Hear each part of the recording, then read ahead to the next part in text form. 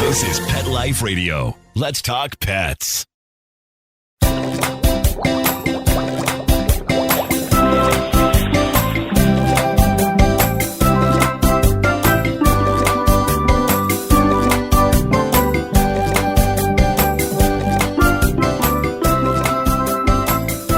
Welcome to Aquariumania. I'm your host, Dr. Roy Anong, speaking to you from the University of Florida, IFAS Tropical Aquaculture Laboratory. Thanks for joining us. My guest today, Nick Meyer, is an award-winning artist whose science background and passions for aquatic life and fly fishing both inform and inspire his beautiful, vibrant works. Join us as Nick explains his metamorphosis from child naturalist to globe-trotting marine biologist to, finally, celebrated nature illustrator specializing in fish and other marine life. We'll be right back after these messages. Take a bite out of your competition. Advertise your business with an ad in Pet Life Radio podcasts and radio shows. There is no other pet-related media that is as large and reaches more pet parents and pet lovers than Pet Life Radio. With over 7 million monthly listeners, Pet Life Radio podcasts are available on all major podcast platforms, and our live radio stream goes out to over 250 million subscribers on iHeartRadio, Odyssey, TuneIn, and other streaming apps. For more information on how you can advertise on the #1 pet podcast and radio network, visit PetLifeRadio.com/advertise today. Let's Talk Pets on PetLifeRadio.com.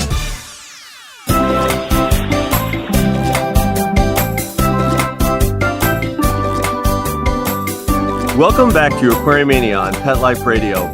My guest today is award-winning nature artist Nick Meyer. Hey Nick, thanks for joining us. Thanks for having me. So I don't know if I told you how I first found out about you. I'm kind of a fish art nerd, so if you ever go to my house, I've got nothing but wooden pieces or paintings or drawings of fish basically all over the place. And oh, nice. I even have like a Florida fishes section. I've got like a Indo-Pacific fishes section. So yeah, it's kind of nerdy. I've had an opportunity to get some local artists' work as well as when I've gone overseas.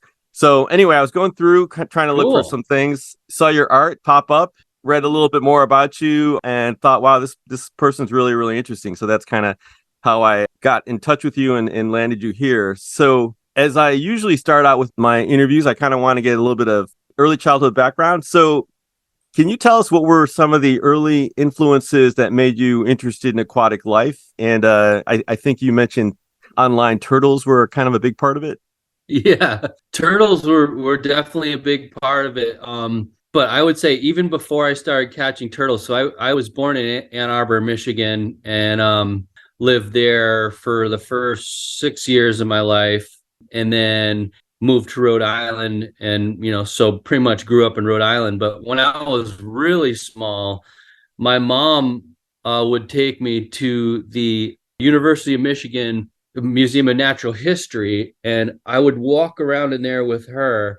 And I actually remember there was one particular, I love these dioramas, and there was this one particular diorama that was like an undersea view of a prehistoric sea, and it had like ammonites and these, you remember those, I'm sure you probably know the names of, I can't remember the species names of them, but those prehistoric squid that actually had a shell. I remember what you're talking about. I forgot. Yeah, I'm spacing out what they're called. It'll come. Yeah.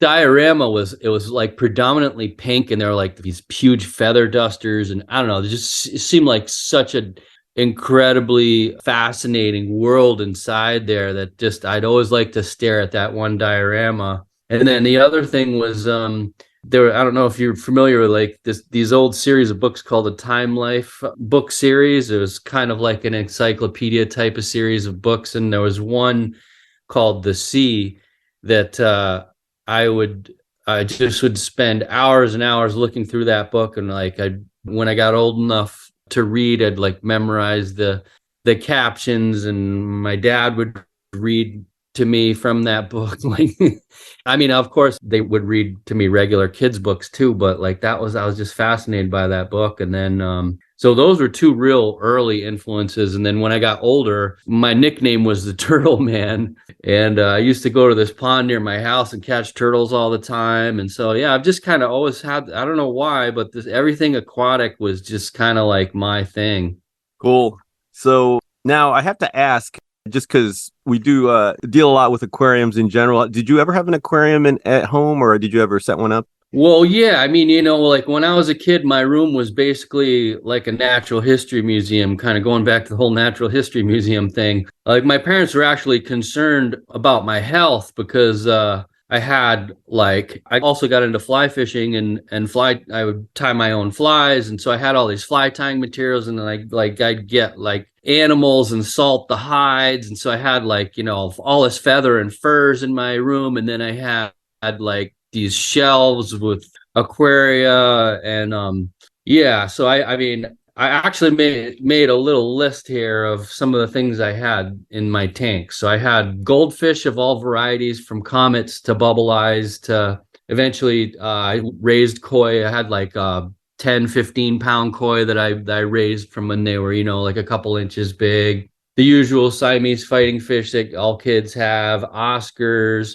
I had the real piranhas before they started doing the pacus, seahorses, tropical saltwater, temperate saltwater. I actually used to make my own wet dry filters, and just I kind of got into like cutting and plexiglass and stuff like that with those biospheres. I had venomous rattlesnakes, hamsters, gerbils, reticulated python, turtles, frogs. And then three kind of other interesting things where I had a concrete goldfish pond in my backyard that became kind of like this like neighborhood gathering spot where all of the neighborhood kids would catch stuff, and we put it in this pond, and we always would spend a lot of time out there. I had a 5-gallon saltwater tropical tank that I made like self-contained with a wet dry filter in the back. Like you wouldn't a saltwater tank, you need a larger tank to have stable salinity, but this was a tiny little kind of experimental project, but it was sealed, so I didn't have the evaporation that like caused the fluctuation of the salinity. And then I had a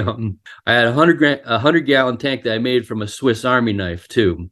That's amazing.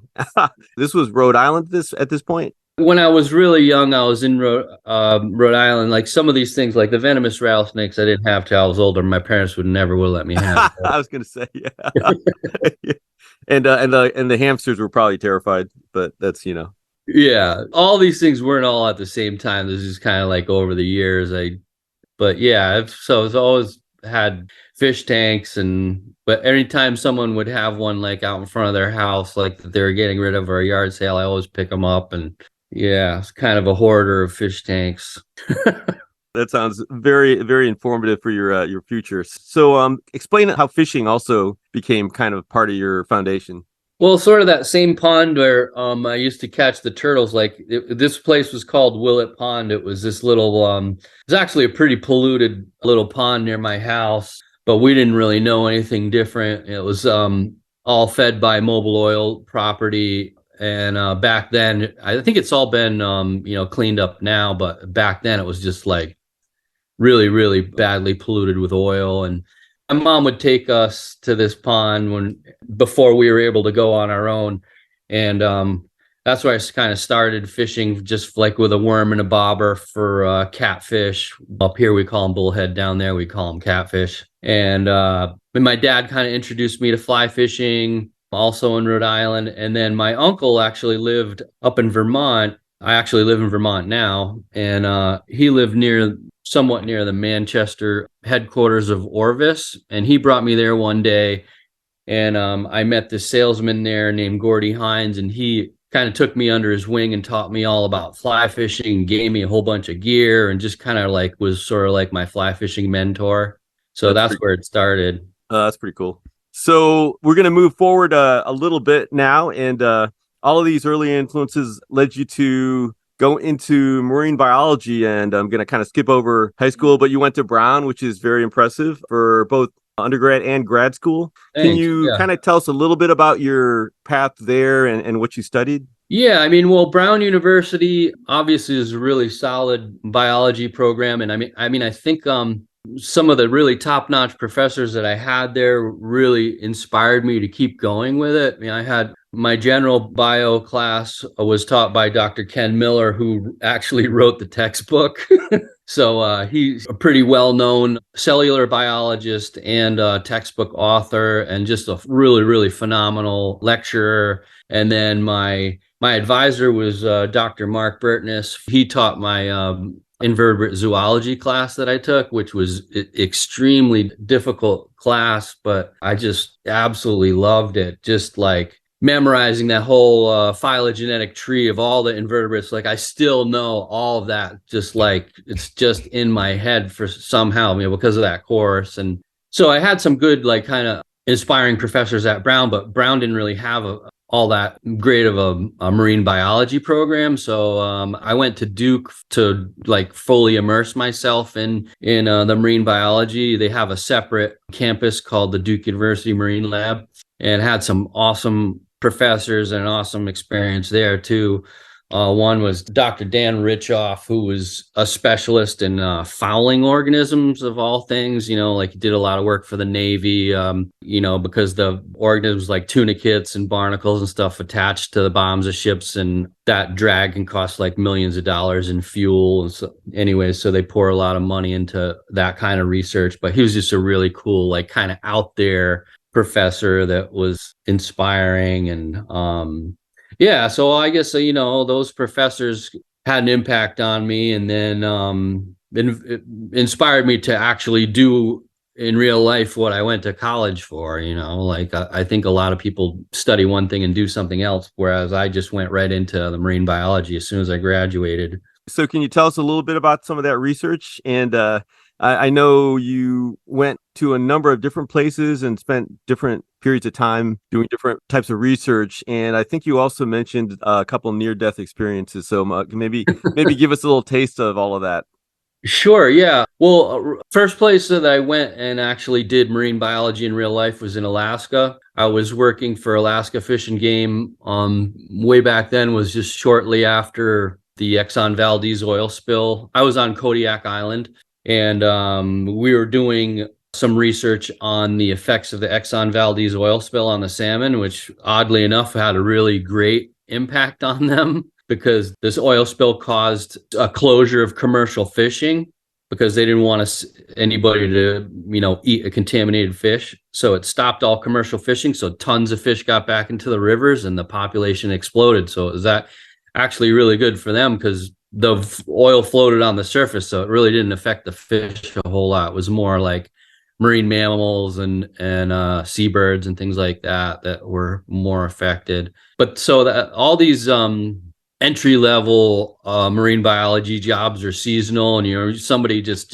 fresh out of college, you don't have any responsibilities, and you can do stuff like that, travel around, work for a few months, then go somewhere else. And so that's what I did. And so that was a seasonal position. Then I jumped right into a commercial fishing boat. I had some commercial fishing experience down in Rhode Island. So I got a job on a commercial fishing boat up in Alaska, and ended up falling overboard. We had the whole boat full of fish, and we blew a hydraulic hose, and it sprayed hydraulic fluid everywhere. It was just this horrible catastrophe. We had this special soap that was specific for hydraulic fluid, and mopped the deck with that. It really didn't change it. It was still like slippery as hell. And so like working on a commercial fishing boat, this was a 48-foot purse seiner. So it was a pretty small boat for as far as commercial fishing boats go. And it was only a crew of 4. And one guy was in this little skiff that would hang off the back. So it was really almost more like a crew of 3 on deck. And it was almost kind of like being on a football team. It was like there was this whole series of sort of plays where you're handing stuff off and clipping this on there, and then you pull this quick release and this thing shoots out. And it's also pretty dangerous too. You have to know the order of this whole thing. But anyway, so we were involved in this thing where you're almost like sprinting while you're doing this stuff. And one guy throws me a line, and then I turn around. Next thing I knew, I flew all the way across from starboard to port side backwards flipped over backwards, and I'm in the water, and all I see is bubbles because I'd gone over the about mid ship length off the side, and that's where where the propellers were. Oh, geez. And I assume it was cold. Yeah, it was freezing cold. A lot of fishermen would fish in these Mustang suits, a full body flotation device that was insulated. All I had on was a raincoat, but somehow my raincoat was buttoned all the way to my chin, and it filled up with air and floated me up like a life preserver. Oh, so lucky. that was really lucky. Yeah. And so I came up to the surface. I'm like, oh wow, I'm really close to the boat. And then the boat I'm looking right at the stern, and it's just steaming away from me because the captain didn't know that I had fallen in. And so then I swam over to the other boat, the skiff I was talking about, and I finally get myself over there and grab onto a line, pull myself over to it, and the guy wouldn't help me in because what happens a lot of time is two people end up drowning when one person tries to save the other person who's panicking because they're about to get hypothermia. So he kind of coached me and helped me a little bit, but yeah, it was that was really intense. Oh, yeah, it sounds like it. Now I have to ask, what kind of fish were you guys catching? Salmon. Yeah. Okay, cool. We'd follow the migrations of the sockeye salmon obviously were the most expensive and most profitable. And then we'd fish for the kings, and the humpies were last, the pink salmon. Okay, cool. Well, that was Alaska. And then I also worked in Costa Rica doing some research on sea turtles, which is really interesting. There was this one beach where all these adult sea turtles would come back to lay their eggs in Tortuguero on the Caribbean side, just like right on the Nicaraguan border. So that was very cool. Got to do some fishing while I was down there, which was a real bonus. So we were the first people to tag leatherback sea turtles down there. Mostly what the research station was known for. This was, at the time, the organization was called the Caribbean Conservation Corporation. I think they've changed names since then, but what they were known for was tagging green sea turtles. So we were the first ones to tag leatherbacks, which are now, I think they're still continuing to tag those. But that was really interesting. I worked for Oregon State University and then Oregon Department of Fish and Wildlife, doing work on salmon and steelhead out there. I did some radio tracking work with the outmigrating salmon smolt, and some habitat restoration work for steelhead, for a wild strain of steelhead, which was a really interesting experience. And down in the Florida Keys, I worked at a place called Sea Camp, which is like it's also called Newfound Harbor Marine Institute. It's like a camp for kids where we were teaching them about coral reefs and taking them out to the coral reefs and teaching them about coral and doing snorkeling dives. Also did a little bit of aquaculture in Rhode Island when I was in grad school, raising oysters at a place called Moonstone Oysters. So that was pretty interesting. So yeah, I got, in those earlier years, got to travel around and have some cool experiences doing marine biology related stuff. So now there was something about a float plane issue too, right? Yeah, so I like to fish, and I also am a hunter. I believe in getting your own food. As a fly fisherman, I release most of the fish I catch, but I do like to eat fish and I do like to eat meat. So I do appreciate harvesting them myself. I was on a caribou hunt on the Labrador-Quebec border, and this really remote area where we had to take two different planes to remote camps to get there. And these planes look like they were, I think they were from the 50s, these float planes. There's not a whole lot that can go wrong with them.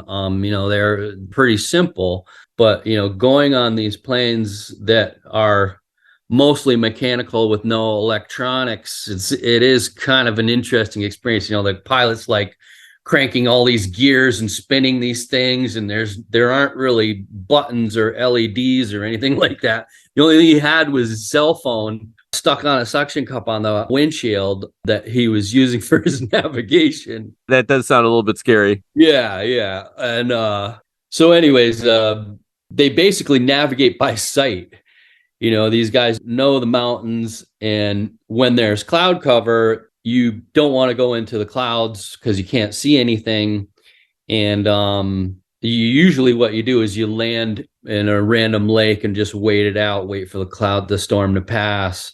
So we came into some bad weather, and we were just following the perimeter of this cloud, and we were burning a lot of fuel. I was the next chair back from the pilot, and I saw the fuel gauge red light came on, and I nudged like the guy next to me. I'm like, look at that. But I didn't know there were 2 tanks, so he ended up switching to the other tank. But that was a little nerve-wracking. But yeah, so we were getting low on fuel, so he decided to just go for it and go right through the cloud. And sure enough, next thing you know, like we're staring at a rock face, and he did like just one of these like 90-degree turns and just barely, just turned the plane sideways. Everything fell, to one side of the plane, and we just kind of did this like really sharp turn. And I don't think that's a stretch to say that was a near-death experience, yeah.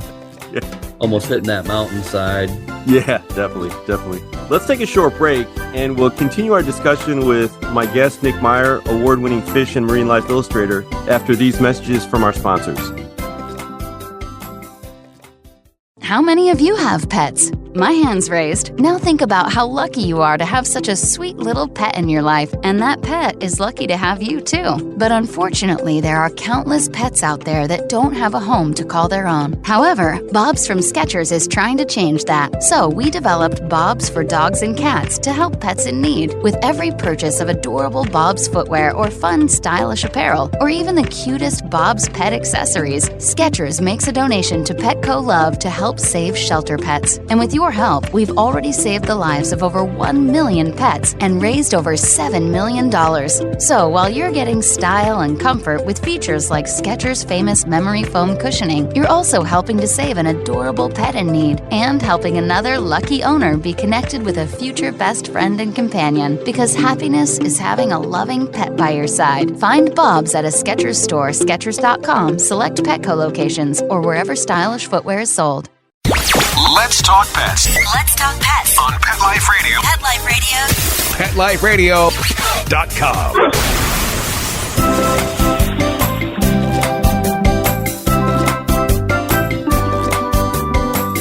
We're back and continuing our conversation with my guest, artist Nick Meyer.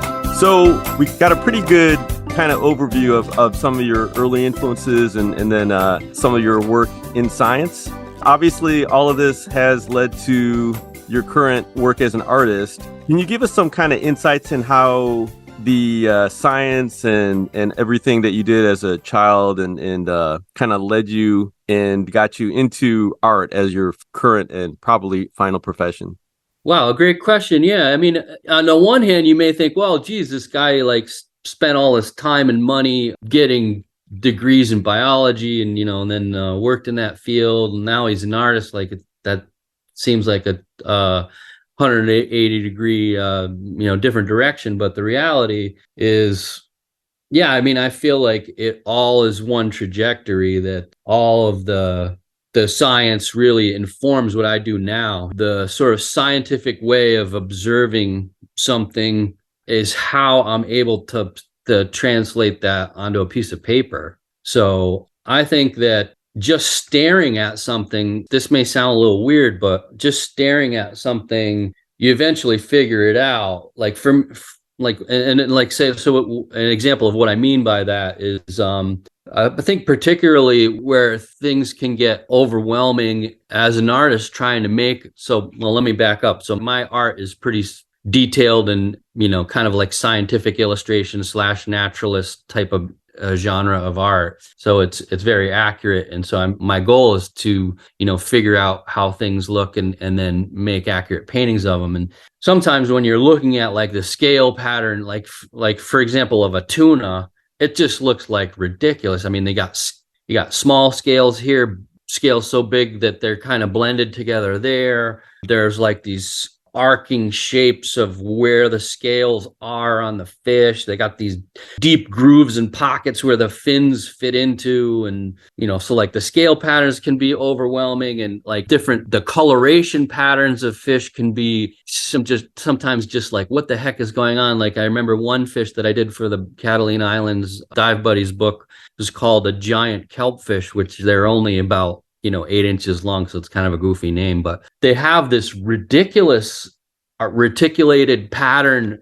I mean, it's not even really a pattern, but it's this coloration. And I spent so much time just looking at the real fish. And, I think that the process of drawing alongside with that is sort of it's a kind of a guide for the meditation of just staring at something. And that eventually there's just always something that clicks. And, with that fish, it took hours. And then I was like, oh, okay. So there's actually, I can kind of see there's like these bands, and then there's a bunch of holes in these bands. And all right, so now it makes sense to me. I mean, I could just go ahead and just instantly start painting it right away. But for some reason, I don't know, I got to kind of figure these things out. And it was actually kind of similar to one of the most recent paintings I did was of a Gila monster. And it was a similar kind of thing where like, this just looks like there's no rhyme or reason to the pattern. And then after staring at it for a while, it was like, okay, so there are these bands on the tail that are pretty defined. And then as you go from the tail to the head, the bands get much less defined and more interrupted with these polka dots. And so, yeah, it's kind of like a long answer, but I just feel like the most valuable skill as a scientist is making astute observations. And I think that is, for the type of painting that I do, is also one of the best skills. Yeah, no, that makes sense. And yeah, I was thinking you were kind of heading toward the kind of just you'd had to do so many observations, obviously handled a lot of fish, and kind of got really, really kind of adept at it. Because I think obviously there are people that try to paint natural, like you say, kind of scientific illustration that they don't really quite do it. But yeah, your stuff is really there. So I appreciate it. Thanks. And yeah, definitely. So I believe in some of your materials, you mentioned that there was a school bus in the Keys that kind of helped make you into a full-time artist. Can you give us a story for that? Yeah, so down in the Florida Keys, there's not a whole lot of land. Land is very congested and valuable. And so this place, this is going back to the place I mentioned before, Sea Camp, Newfound Harbor Marine Institute. I was an intern there doing this outdoor education, marine education. And so I was kind of at the bottom of the totem pole. And they had an old school bus that was like the office for the interns. And I set up a little, like, I don't know, it was kind of like they had converted into these little cubicles, and I set up kind of like a little mini tiny studio there where I work on paintings in my spare time. And yeah, I mean, I was broke and went down to Key West with this painting. I got it framed there, found a frame shop. This was on Big Pine Key, was where the lab was. And went down to Key West and started walking around with this painting, and went into some galleries and said, hey, do you want to show this? And I walked into this gallery called the Game Fish Gallery, right? It's pretty perfect fit. And they said, yeah, we'll hang this up. It was a painting of a tarpon over these turtle grass flats. Cool. Yeah, it was maybe like a month later they sold it, and I want to say it was like $750 or $950. It was less than $1,000. How much were you asking, or were you thinking you would get? They asked me how much I wanted to price it at, and I was, I don't know, whatever you guys want. I've never sold a painting before. so they gave me a check, and I was just like, oh my God, I can't believe like someone wanted to buy that. And this was what I like to do, was to paint.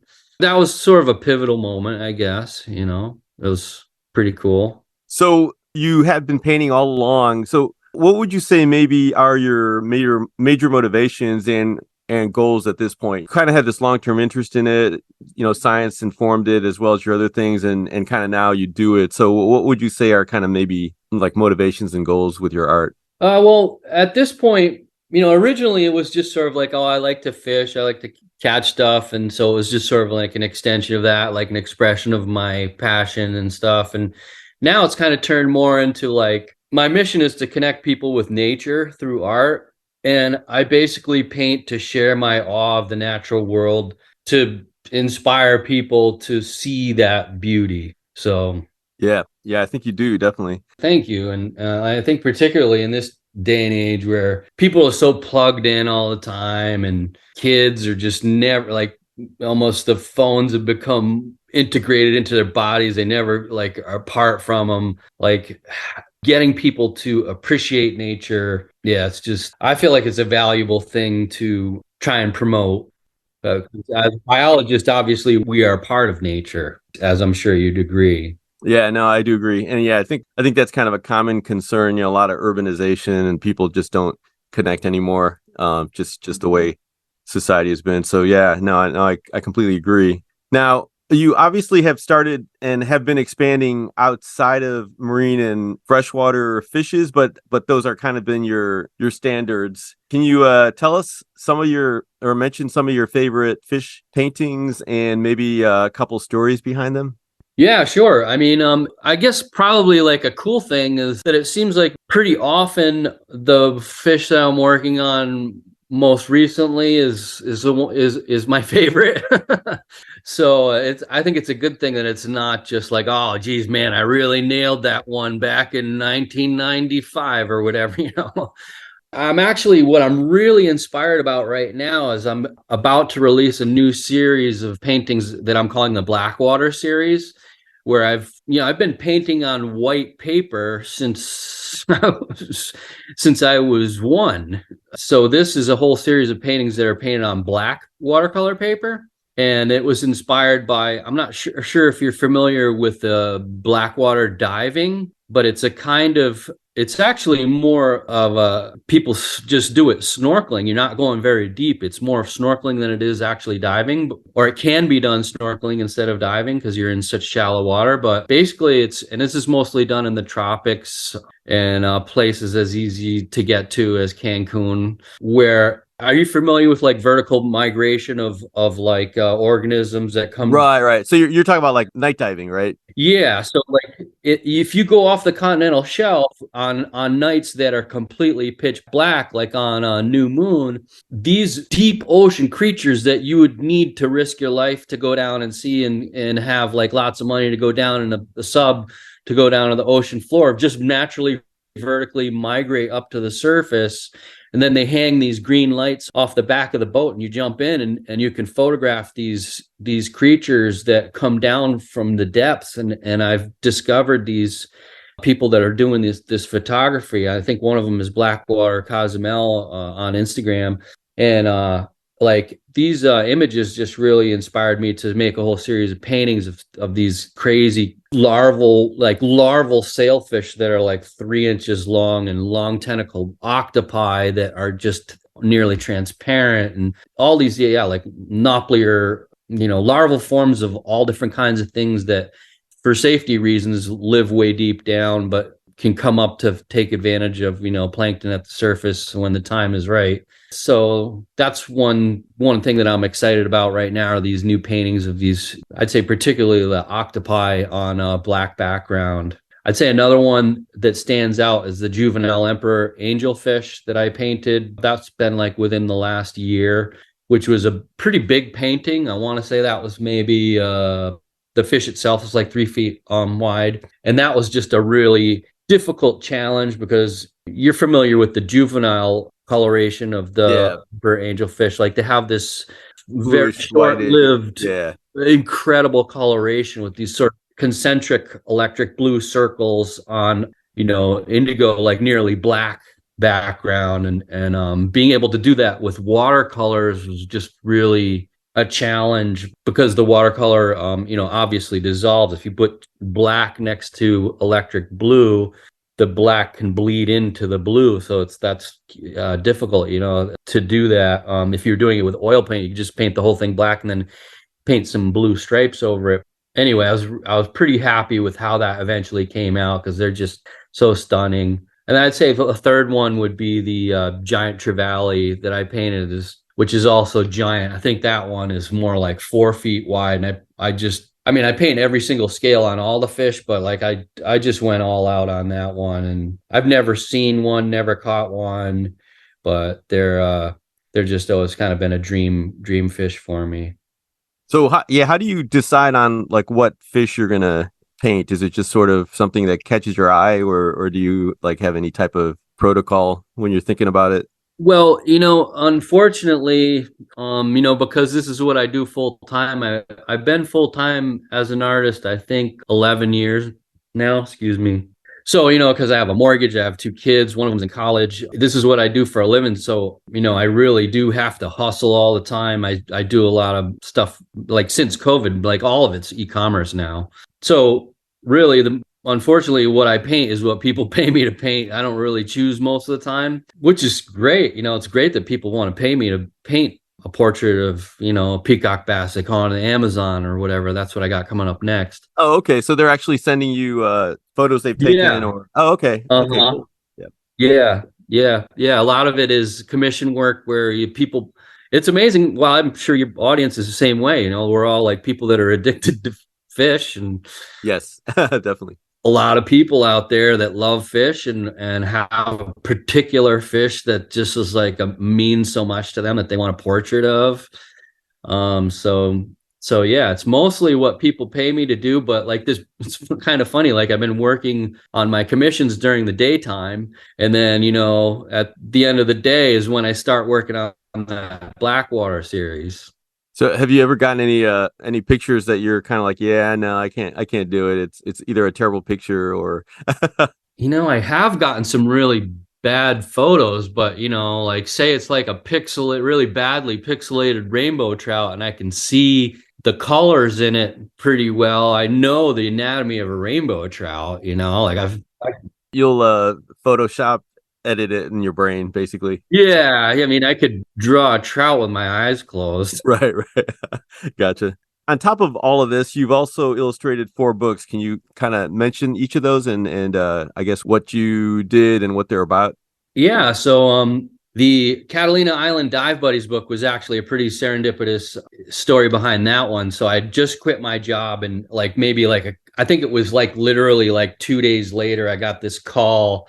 I had an agent I was working with at the time, Fred Polimas, who was a great guy, and he connected me with the people that were writing this book. And that was a really phenomenal project that kind of sort of kickstarted my work, right when I decided to go full time. So this was written by Mike Rivkin. The full name of the book is Catalina Island Dive Buddies, and all these books are on Amazon and Barnes and Nobles or whatever. But Mike Rivkin was a really pretty well-known person in the fishing community. And he's been involved in the IGFA, International Game Fish Association. And so he was sort of he came from the fishing side. He also has a place on Catalina Island, which is in California, right off of Long Beach. And then, but who I worked with most closely was the scientific consultant on the project named John Council, who is a diver on the island. He created the Catalina Island Dive Museum, and he and I just got to be great friends, and we're still friends to this day. And so I had to go out to Catalina Island and spend some time diving. And so we would go on all these dives together and check out these fish. And then he was just really brutally honest. And when I'd make a draft of a painting and I'd send it to him, he'd be like, nope, these fish do not arc like that when they swim. They swim straight as an arrow. Or nope, that orange is not orange enough. It's got to be like 10 times more orange, So yeah, but that was a really fantastic experience. That kind of started things off when I went full time. Wild Oceans, that was I don't know if you remember, like there was this brief period of time when adult coloring books were like this craze where people are just doing all this. They come back and forth, so yeah, they're still sort of a thing. Yeah, that was part of that craze where that was kind of a cool project because that was Fox Chapel Publishing. The person I was working with there really gave me a lot of freedom to kind of craft it how I wanted to. And I feel like that book is much more than just a coloring book. There's a lot of like instructional stuff in there from some of the workshops that I've taught and things like that. And then an Angler's Journal, that was also with Fox Chapel Publishing. That's kind of like a guided fishing journal where, it has some of my illustrations in there. And it's sort of like a way of you logging your catch and keeping data and all that stuff. And then the last book that's still forthcoming, I haven't really that aggressively looked for a publisher. I may end up just self-publishing it so I can do it exactly the way I want to. But that's Fish ABCs. It's an ABC book with every fish of the alphabet with, the first letter of the fish name for every letter. A is Atlantic salmon, B is brook trout, and so on. That'll be a cool one when that one comes out. Yeah, I kind of picked away over time on that list and eventually got, I think like X was one of the last ones, or, some of the oddball ones. X was X-ray fish. Sure. Which is, you're right, X-ray. What do you call it? I think it's a Pristilla tetra. It's a X-ray. Yeah. X-ray, right? Yeah. Yep. Yeah, an aquarium fish. But those are so cool because you can see right through them. Oh, yeah, definitely. So you've already picked all the fish and painted them all. You're just kind of waiting. Okay. Yeah, just more of a matter of putting aside the time to do it right and kind of get focused on that one. I'm always juggling lots of things at the same time. Yeah, because I'm losing track, but 5 or 6 grand nieces and nephews now, and I always try to get them like fishy things.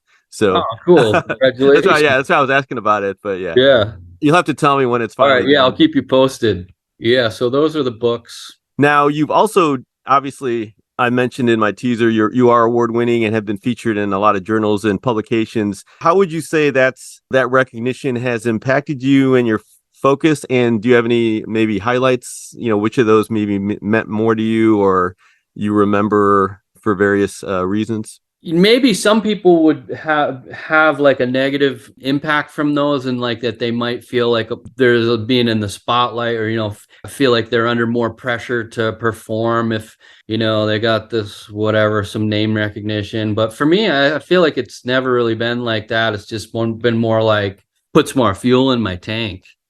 So yeah, it's like the experiences of getting recognized are just more like, oh, cool, like people actually appreciate what I'm doing. And it's been a very positive experience for me. I'd say the top 3 are when the Billfish Foundation gave me Artist of the Year. That was pretty prestigious. And, I did the cover design for their 50th anniversary of their magazine, and they did this nice spread on my work. Another one was having a feature article in Angler's Journal magazine. They were introduced to me by my agent at the time, Fred Polimas. But just like that is a magazine. That was at the time that Bill Sisson was the editor, and he really made that magazine his life's work. So like, I feel like that magazine is one of the top-notch magazines out there in terms of just it being all about the nostalgia and the why behind why we fish. It's not just sort of like an how-to type of magazine. Each issue really is its own work of art. So yeah, and also it was on the cover of that magazine too, which was pretty rewarding. The World Illustration Awards in Seoul, Korea, that traveled around the globe. That was a nice one too, because that was kind of like in a different genre. Like I guess I consider myself more of a fine artist. I probably am sort of in that gray area between fine art and illustration, because my work is so accurate. It's kind of illustration-y. But to get recognized by the World Illustration Awards, that was kind of cool, like in a little bit of a different genre. Yeah, definitely. So you mentioned the Blackwater series. Do you have anything else in the future that you're thinking about or gearing up towards? And speaking of the future, are any of your sons following in the science or arty footsteps? Let's see. I mean, I'd say the Blackwater series, that's probably like the next like up and coming thing that I'm really excited about launching. Actually, I get kind of excited about like all the products too. Like, I mean, obviously I sell the original paintings and the prints and stuff, but like what I call functional art, like the phone cases and kitchen towels and t-shirts. Like, I feel like that bringing art into people's everyday lives, like that's a way that, it's not something that's going to break the bank, like obviously an original painting, because I put so much time into it. That's not everybody can own one of those. I know I wouldn't be able to just go out and buy one, but like all those like sort of functional art products that are going to come out of that are going to be really cool. Like I'm excited about like seeing what a black shirt with one of these Blackwater paintings on it will look like and stuff like that. And then, like I said, I got next up, well, I'm just finishing a green sea turtle that's pretty big. I think that's like over 3 feet wide, the image itself. And then I have a Amazon peacock bass in the Pacu phase that is probably going to be my next painting. And then I have another little tropical fish. I can't even remember the name of that fish, but that's a kind of a small, like odd, not a very hooded butterfly fish, which is of it's not a particularly well-known aquarium fish as far as I know. Or I'm not sure what that looks like. Not like I'll have to look it up. People seek out to see when they're diving either, but is it exceptionally stunning coloration. And then another one is, I always have trouble saying it, but the state fish of Hawaii, Humuka Nuku. Hama Nuku Nuku Apuahas, whatever. Yeah. That one is another one that'll be coming out real quick here. And then, so as far as the future, like with my kids, it's funny. My older son Roman, he's studying marketing, so we kind of been talking about this recently. It's funny you ask about it, but he could probably take over with the e-commerce stuff and advertising, and then my younger son Luke, he's pretty artistic, so maybe there'll be some stuff that he can do that either extend the portfolio, or there's an endless range of possibilities that can be done with these images once I scan them in, making cool patterns. Like we've made some crazy patterns on fabric and pillows, and so yeah, I think that I can pass the torch on to them.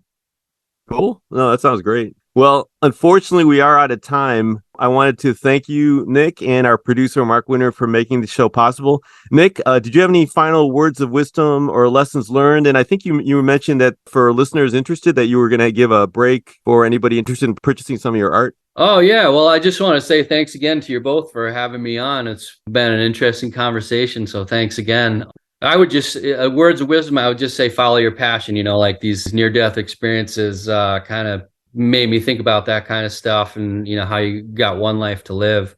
And then how you can find me is nickmayerart.com, and Instagram is at nickmayerart. And I have, like you said, I'm offering your audience their own unique 15% off code called Aqua15. So if you can use that at Nick Mayer Art, it's AQUA15. So just a little thanks out to you guys who made it all the way to the end of this podcast. Well, thanks a lot, and we'll definitely have your art webpage link as well as your social media links on your guest bio page online, so they'll be able to access it that way. So thanks again, Nick. I'm looking forward to seeing some of your future work, and I obviously am going to be checking out your website and getting some things. But yeah, definitely the ABC one I'm going to be looking for.